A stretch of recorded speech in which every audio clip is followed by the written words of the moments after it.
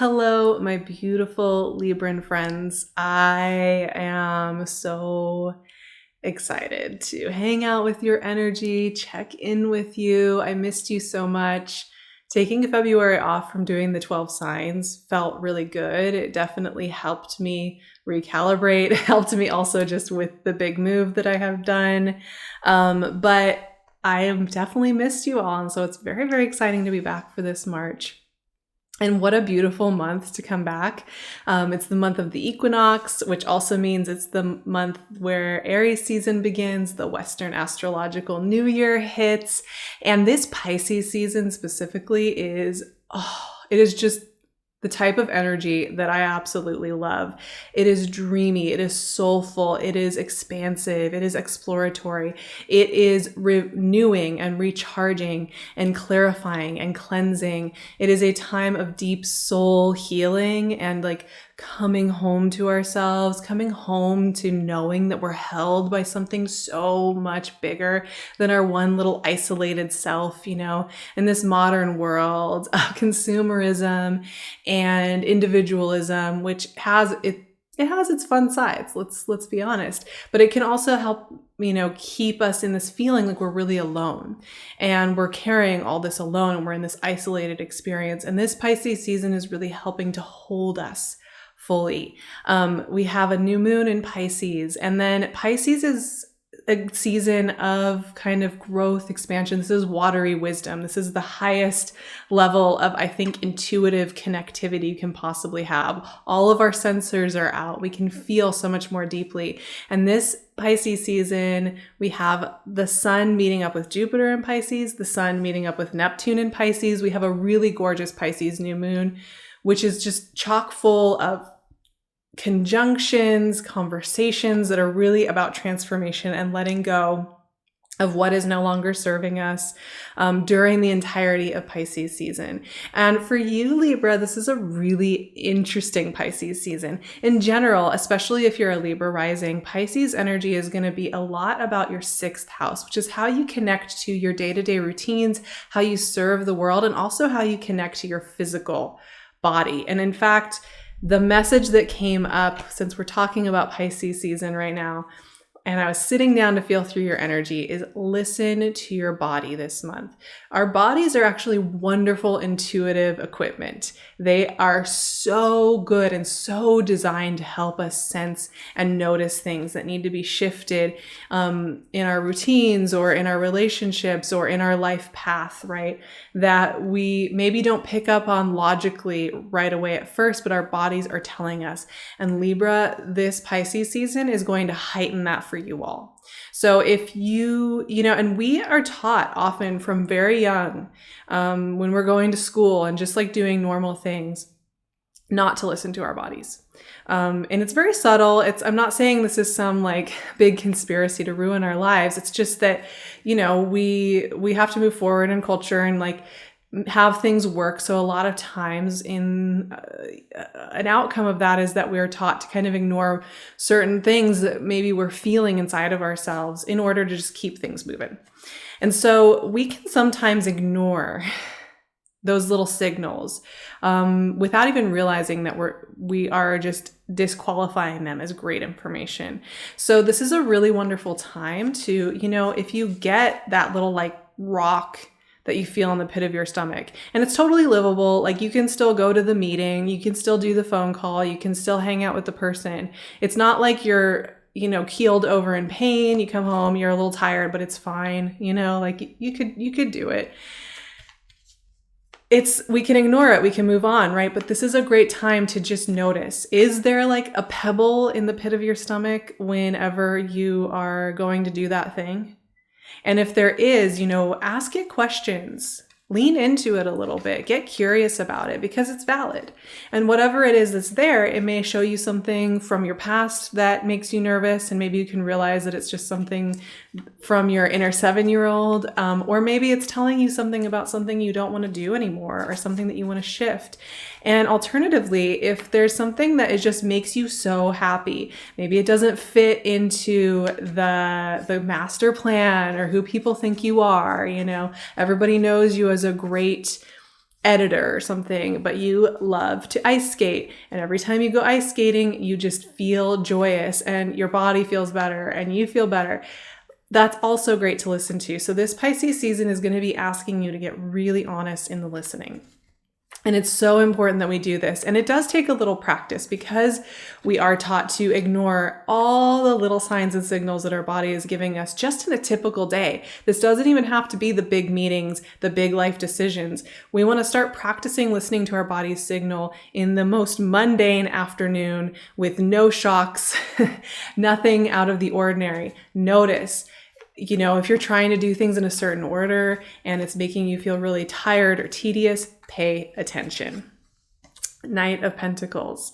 And then we move into Aries season. And this is what I term mirror season, when the sun is in your opposite sign. So we're going to have a lot of energy moving through Aries this year. Jupiter's going to be moving through Aries in a few months, but right now we're going to have Sun, Mercury, and a new moon moving through Aries at the beginning of our astrological new year.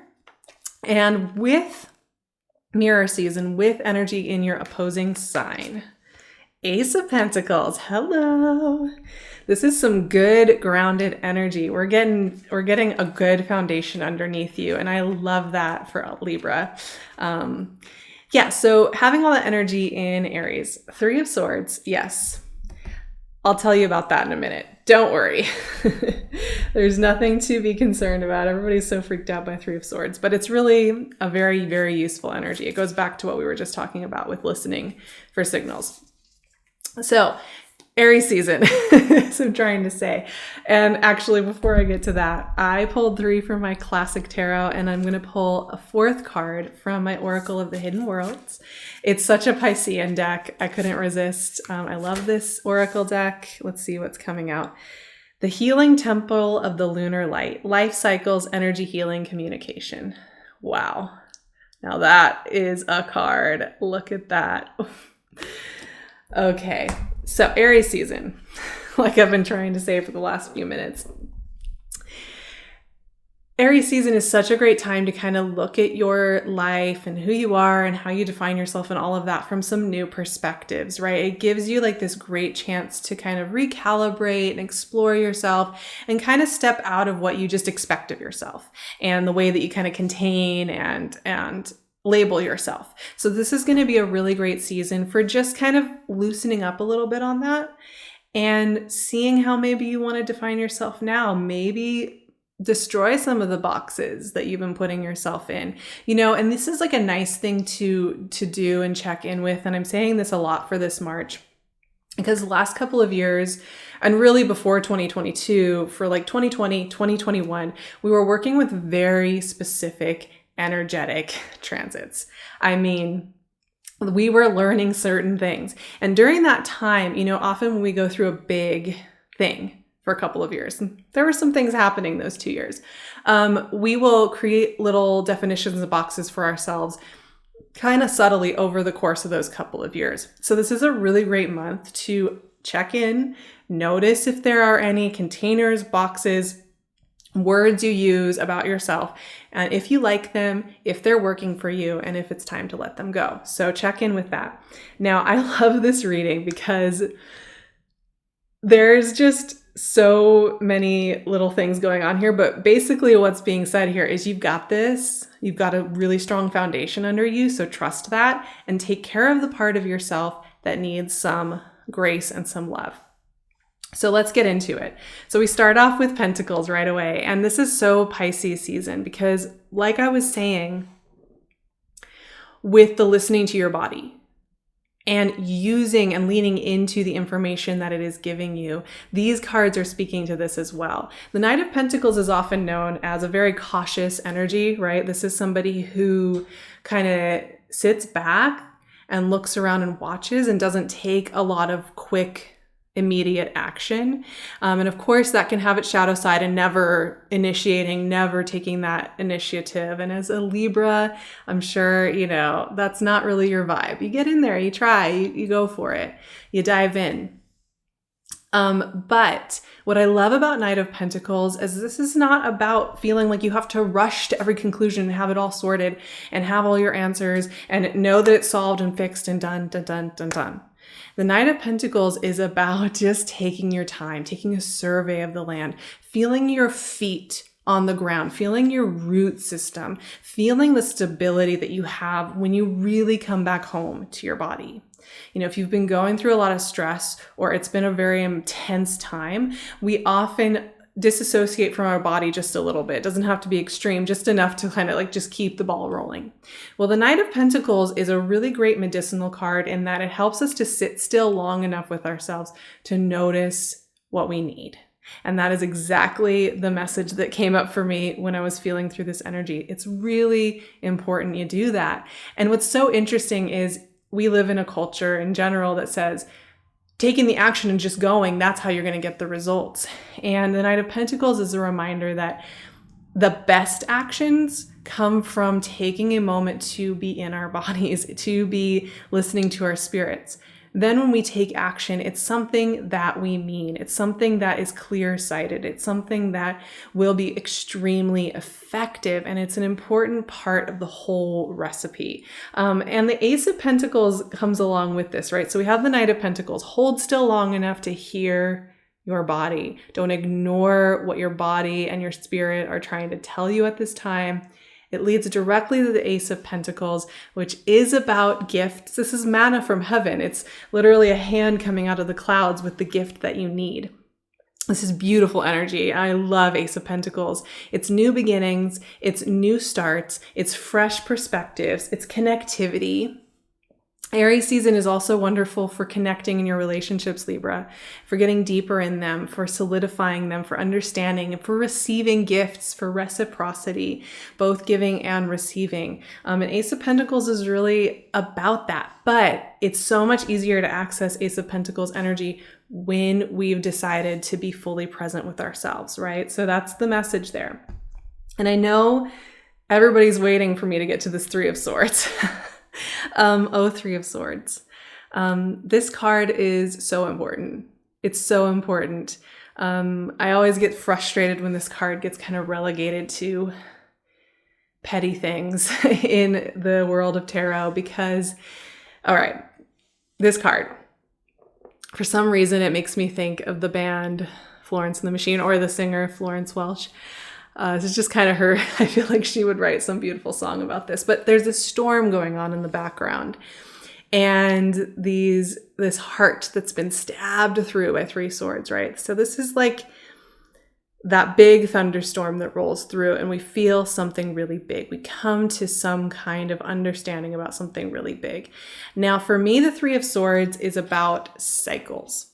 It's about the cycles of pain that we put ourselves through. And each and every one of us, I'm pretty sure, has our own version of this. We have our own unique recipe for what we feel we have to like go through again and again. So when Three of Swords shows up, this is about allowing yourself to feel what it is you need to feel and looking straight into it, going straight toward it, and coming to terms with a cycle that needs to end, something that we no longer want to keep stabbing ourselves with. So when Three of Swords shows up, I think a lot of the times why it's associated with things like hard relationship things or breakups or losses like that is because Three of Swords is about just looking at something that's not feeling good in your life. Like when you're listening into your body and you have that pit, that hard rock in the pit of your stomach, when you have that sense of like, this just doesn't feel right to me. Every time around this person or this situation, I feel icky, I feel tired, I feel drained. Every time I try and force this thing to work, it feels horrible, but it feels so familiar that I can't stop, right? Like when we really hear ourselves, the Three of Swords is what we have to look at, right? Which can be really intimidating before we begin. But normally when we have calmed down enough to really hear ourselves, the thing that we hear and see doesn't feel overwhelming. It doesn't feel overwhelming at all. It just seems scary before we give ourselves that grace, because then we get just this clarity. So the Three of Swords is not something to fear, and it doesn't necessarily mean you're going to have some big blow up in your life. But if there is something that you have continued to do that's kind of cyclical or very familiar, but it's not feeling right for you anymore, this is going to be a wonderful month to just hear that, right? Just hearing it, just acknowledging it is most of the process. Honestly, it's kind of amazing how when we acknowledge something and we hear it and we let it be there, the next steps become apparent very quickly and easily. Now let's talk about the oracle card that came with this, which is the Healing Temple of the Lunar Light, life cycles, energy healing, communication. This is so beautiful. I think the word that really sticks out for me here is the healing part.